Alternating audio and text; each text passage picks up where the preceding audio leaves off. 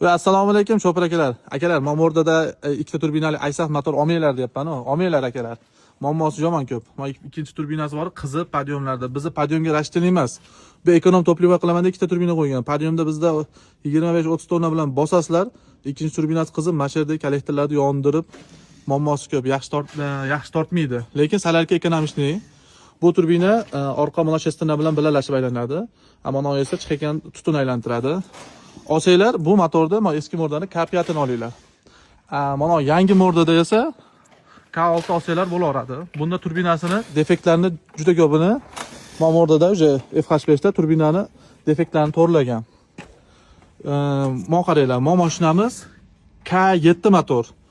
Narigi bilan solishtiringlar. Mana retarddan trubkasi turibdi. Juda problemasi kam mana K7dachi. Bitta turbina qilib qo'ygan. Turbinani klapini ham prostoy qilib mana qilib qo'ygan. Podyomga ham chiqish chaqqon bo'ladi, tekizga ham podyomga ham yuradigan mashina shu bo'ladi. K6 olsanglar, tekkiz yo'lga, ekonomishni yuradigan yo'llarga bo'lsa olinglar. Lekin mana podyom spustga og'ir yukka K6 olmanglar.